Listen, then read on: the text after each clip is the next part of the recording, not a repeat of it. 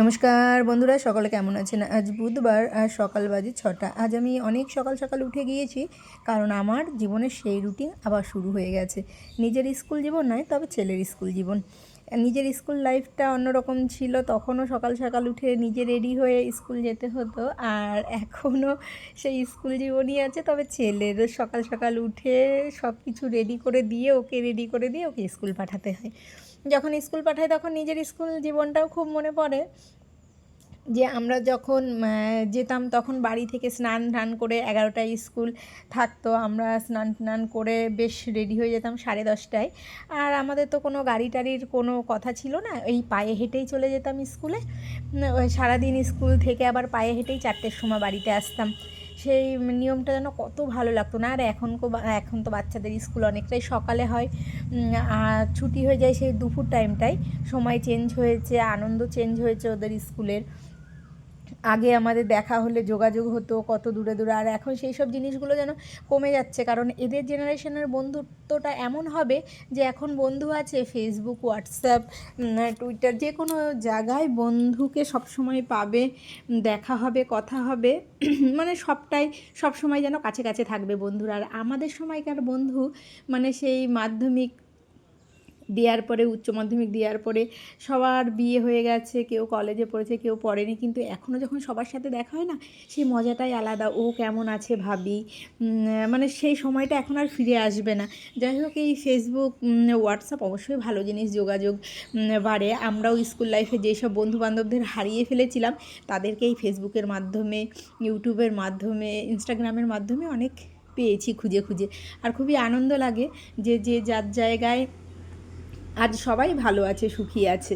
তো যাই হোক, ছেলেকে রেডি করে টোরে, আজকে ছেলের আবদার ছিল স্কুল দিয়ে আসার, তো দিয়ে এসেছিলাম। আর এসে দেখি এই শাকগুলো হয়েছে, তাই ভাবলাম আজকে একটু এই শাক রান্না করব। কচু শাক খেতে কিন্তু ভীষণ ভালো লাগে। এটা যেমনি দুধমান পাতা, আর একটা আছে ছোটো, যেটা আপনাদের মাঠে হয়, ওটাও জানেন তো আরও সুন্দর লাগে খেতে। কিন্তু এখন ওটা আর কোথায় পাবো, এটাই বাড়িতে হয়েছে, তো এখান থেকে কিছু তুলে নিয়ে গেলাম। আর এসে দেখি তো এখানে প্রচুর আম পড়ে রয়েছে।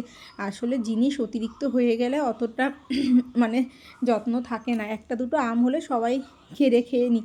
আর এখন চারিদিকে এত আনতেও যেন ভয় লাগছে, ঘরে আনলেই তো কে খাবে, পচে যাবে, আবার ফেলতে হবে। তাই থাক গাছেই, পাখিতে যা খাওয়ার খাবে, কাঠবিড়ালিরা খাবে আর পড়ে থাকবে।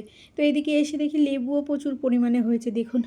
তো আমি কিছু তুলে নিলাম, আর ওদিক দিয়ে কাকিমাও ডাকছে কিছু লেবু নেবে বলে। এ দেখুন পচে গিয়েছে, দেখেছেন? মানে পরিমাণে এত হয়েছে না, আর এত তো খাওয়া সম্ভব নয়, বাড়িতে একটা কাটলেই যেন যথেষ্ট হয়। তো কাকিমাকে লেবু দেবো বলে লেবুগুলো তুললাম, দু রকম মিশিয়ে তুললাম। এই যে লম্বা একটা লেবু দেখছেন, আর একটা গোল, দুটো দু রকম খেতে। তো তুলে নিলাম। আর আজকে এই যে এই বেগুন দুটোকে তুলবো, আগামী দিনের জন্য আর অপেক্ষা করলাম না, আজই তুলে নিলাম। কিন্তু রান্না করব আগামী দিন, কারণ যে হারে হনুমান আসছে হয়তো নিয়ে চলে যাবে। বেশ বড়ও হয়েছে দেখুন। তাই এই যে তুলে নিলাম দুটো। আর চলুন দেখি ওদিকে গাছেও কিছু হয়েছে। এই যে তুলে নিলাম, তাও তো অনেক কিছুদিন রেখে দিয়েছিলাম যে একটু বড় হোক বড় হোক। ভারী মজা লাগছে জানেন তো, নিজের বাড়ির এত সুন্দর সবজি খান না, ভালো লাগে। এদিকে দেখি টমেটো একটা পেকে গিয়েছে, তাই একেও রাখবো না ভাবছি, একেও নিয়ে নিলাম। আর বাকিগুলো কাঁচাই রয়েছে, ভাবলাম এরা থাক, খেয়ে নেবে, আর যদি পাকে তাহলে সময় মতো নিয়ে যাব। গাছেই থাক। কাঁচা টমেটো দিয়ে এখন সেরকম একটা কোনো রেসিপি করতে ইচ্ছে করছে না। আর এই দিককার গাছগুলো এই যে হয়েছে ছোট ছোট। তো এই যে বেগুন পেয়েছি বেশ 4টে মতো, কিন্তু একটা বড় বেগুন একটা বান্ধবীকে দিয়ে দেবো। আর এই যে আচারটা এই যে রোদে নিয়ে এবার দিয়ে দেবো। এটাকেও মশলা দিতে হবে, মনে করে করে যে কত কিছুই না করতে হয় বলুন। আর এই যে আলু পটল বসিয়ে দিয়েছি। চারিদিকে দৌড়ে দৌড়ে যে কত কিছু করতে হয় তার বলার মতো নেই। রাঁধতে রাঁধতে আজ ইচ্ছে করছে কিছু একটু খাই, তো মনে পড়লো ঘরে তো রয়েছেই পপকর্ন, তো বানিয়ে নিলাম। এখন রান্না করবো আর এই পপকর্ন খাবো। এখন আর এই টাইমে খাওয়ার মতো কেউ নেই, ছেলে স্কুল গিয়েছে, আর কেউ খাবেও না। একাই ভেজে বসে পড়লাম, রান্না করলাম আর পপকর্ন খেলাম। আমাদের যেরকম 4টে ঘন্টা পড়তো, সেই বাবুদের এখন ছুটি হয় ওই 2:45-র দিকে, মানে স্কুল টাইমটা আগে যেহেতু। কিন্তু জানেন তো, আমি দেখি লক্ষ্য করে যে মানে 11টা টাইমটা খুবই সুন্দর টাইম। আর এখানে বানিয়েছিলাম একটু আম ডাল। এই তো আম শেষের দিকে প্রায়, তবু এখন আর অত মানে অসুবিধে হয় না, কারণ সব সময়ই পাওয়া যায়। আমার এই যে এই দুষ্টুটা এসছে, এই দেখুন লেস তৈরি করেছে, ফোন দেখেই লজ্জাতে চলে গেল। এই যে নিয়ে এলাম আমের আচারের মশলা, আর আমার জন্য একটা সুগার ফ্রি বিস্কুট। তো বসিয়ে দিয়েছিলাম চা, বিকালবেলায় একটু চা খাবো বলে।